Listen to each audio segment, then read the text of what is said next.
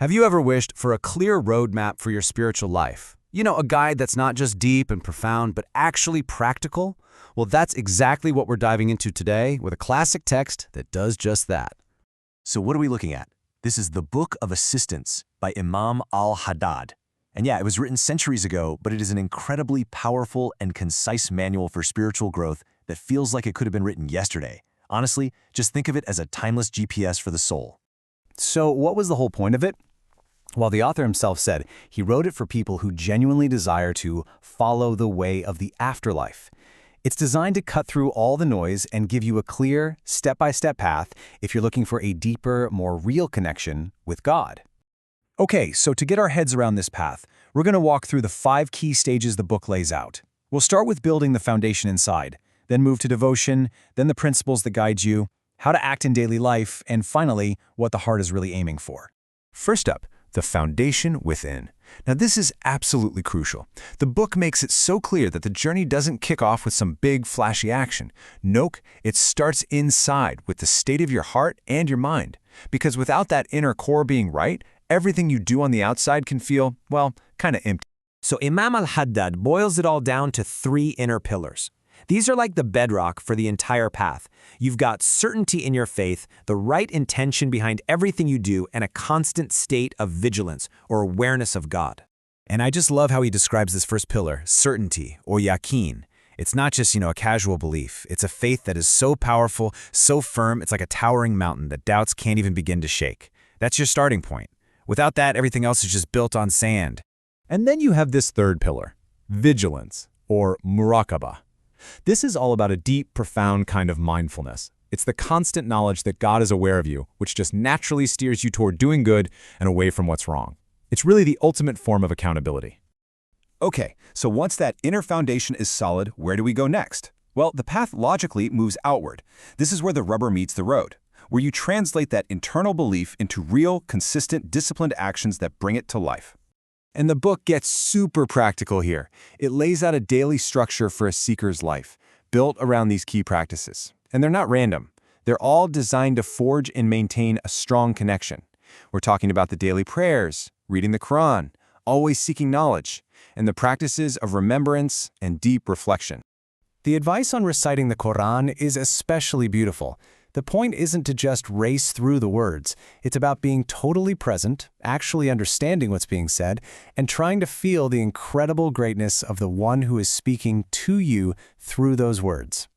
And then we have Dhikr, the remembrance of God. This is huge. The book calls it the key to realization and even the weapon of the seekers. Think about that. It's this active, conscious effort to keep God in your mind, and it's seen as the absolute key to having those spiritual breakthroughs. All right, so you've got the inner state, check. You've got the daily devotions, check.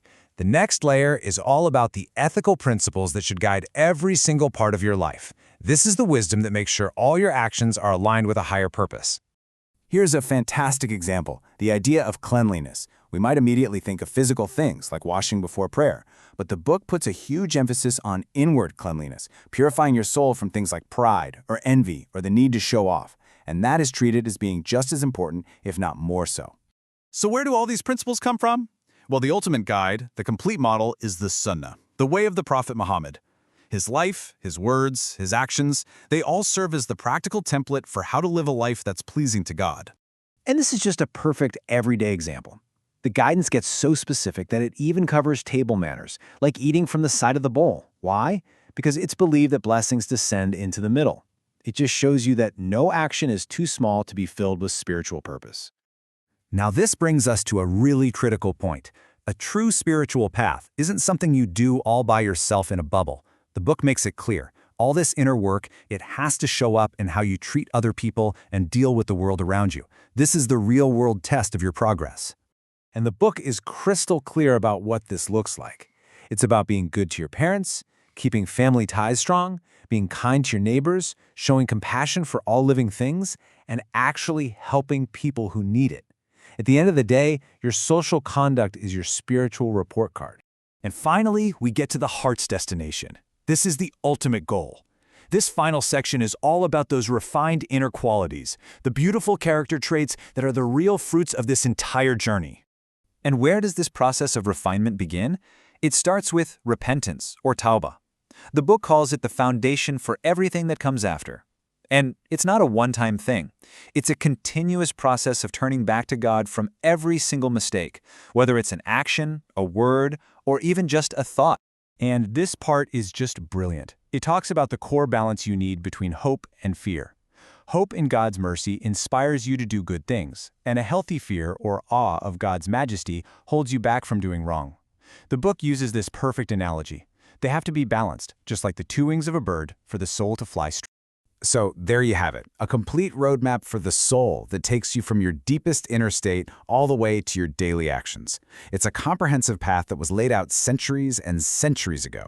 The only question left for us is, which one of these steps on the path speaks the loudest to you, right where you are today?